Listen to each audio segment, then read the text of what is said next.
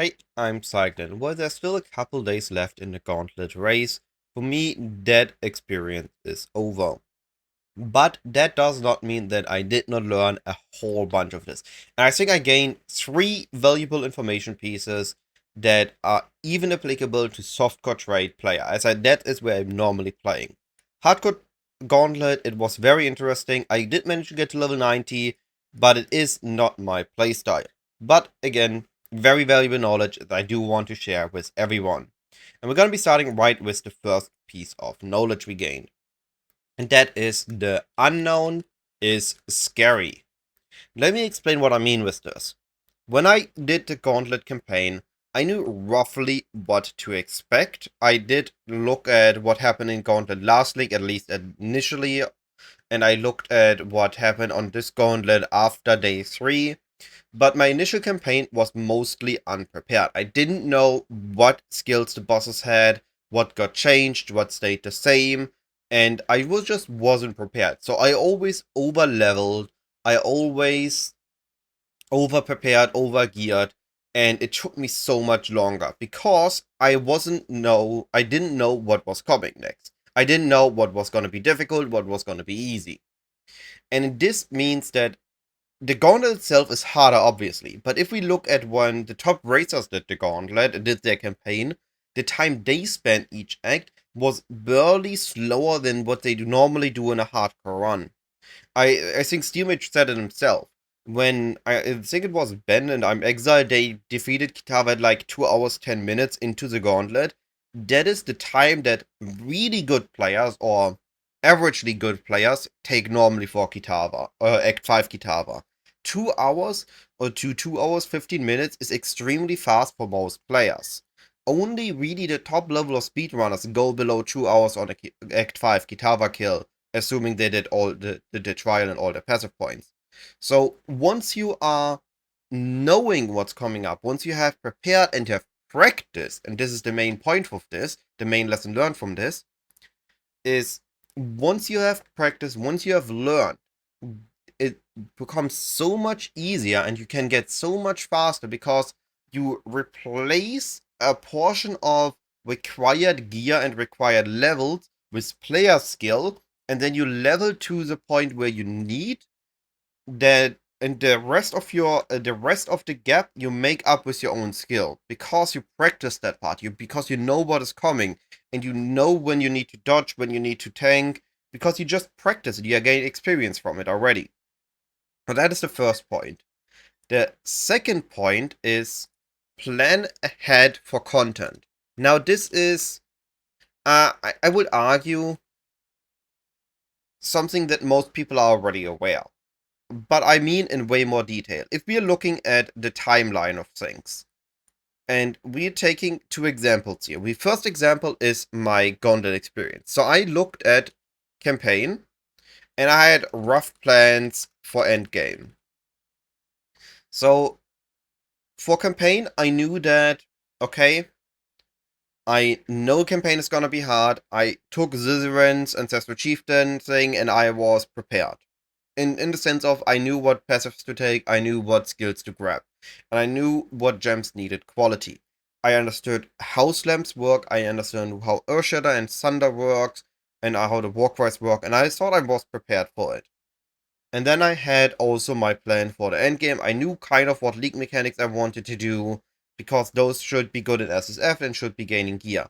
But there's a huge gap in between early maps, yellow maps, first red maps.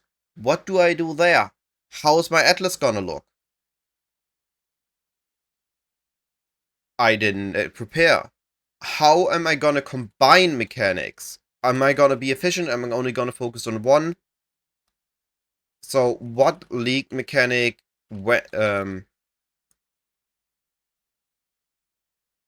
there, when, and with what? There were many questions that I did not answer, that I did not consider. And in that sense, I had my early figured out, I had my late figured out. And the same were with my league start for actually Secret of the Atlas. I had my campaign plan. I did a lot of campaign practice. I knew how the endgame of my build looked, and I knew very well what I were capable of once I had the gear. But I didn't plan the transition properly enough. I didn't practice the transition. I did not plan what passive trees to take while doing early maps progression, while getting into red maps, and what influence to take, and all these things I just didn't plan ahead of. And that resulted in issues. Now, in the gauntlet, I wanted to do Expedition, Betrayal, Essence, and Harvest. I noticed that those 4 things are the best thing to get my gear going in the gauntlet. But what did I do? Well, I was first pushing maps, and I realized I was pushing maps too quickly, so then I grabbed Visions, and I moved on to Betrayal. And Betrayal was working fine, then I added Expedition on it. But Expedition is a mechanic that cares about juicing the map a bit, and then by making the map more difficult, we then choose our Expedition modifiers carefully so we don't make it too hard and die to it. But when we juice our maps, the Betrayal, which we do not have control over, that becomes too hard.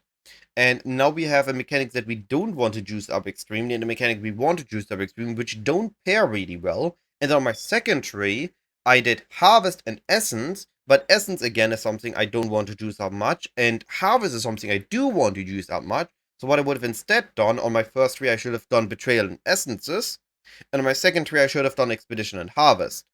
And then I could have bounced between those trees based on what I need, and I would have had a better experience overall, because I had one mechanic that I could have run when the map was really juicy, when the map was difficult or high road, and I had one thing that I could have run when the map was a little bit simpler, and I would have been more fine. But I didn't do that because I didn't plan ahead of it, and I didn't consider the best way to do these things. Now, I know it was a little bit of a longer rant on this point, but I thought that it was really interesting that I didn't realize this sooner. Now, moving on to the third and final point of this video, and that is understand your build. Now, again, this sounds like a little bit intuitive, but then it isn't. Now, understand your build also includes the basics. Understand what your defenses are, what your offenses are, how your skills work, what interactions on your skills does the damage. For example, did Earthshatter needs Walkwise to explode the spikes to actually deal the damage, and then you want your Walkwise at different intervals so that everything to kind of have a better uptime on the explosions, so they explode a little bit more often, you have a better overall DPS experience. Those are the basics that you need to understand. But also what you need to understand is what gives power to your build. What items are important? Or how do you gain defenses? All these things are also important. Understand what your build needs, what order of priority things have on your build. Do you need a 6-link fast, or do you rather need a good weapon first? Are flasks super important for your build? Do you need specific defense layers? Like, do you need to invest into block because your build needs block? Or do you completely forego defenses? All these little details you need to understand about your build, because that then changes our point 2 we just talked about, planning ahead for the content. In the first couple hours of a league start, after campaign, you're farming up your initial currency. You don't have a lot of buying power because you only started stacking up chaos, you only started stacking up exalts, and you don't really have the currency to buy items. You're mostly playing SSF, so you kind of need to do something to gain your own power, or get the currency to get items that get you your power, so you can progress to your map, you get into red tier maps, you get into bosses, you get into 17s. All these things are things you need to consider early on, and you need to make a list of priorities. Now, actually, I see Aeroplane does that really well, and I need to really learn from him on this aspect. He always makes a list of all the upgrades he needs, and then he slowly works through them. And this is what I need to do also going forward. I need to be aware of what my build needs, when it needs it, when do I have a window of getting a big investment, when do I have, for example, a time to start farming up for a Headhunter or Mage Blood, when do I can, what items I need that are expensive early and cheaper later. So what of those I really, really need and I have to force buy, and what of those I can delay buying until they're cheap, what items are really, really cheap early, but go extremely expensive later on, and when do I have the window that I can save up to grab those? Is it after Headhunter or Mageblood? Is it before that? All these little nuances are things that we really should be considering when we go for a build to understand how to properly scale it and have a better acceleration growth that we are able to snowball much, much faster in our league. And in that, in a softcore trade perspective, gain more currency quicker to gain the next upgrade faster.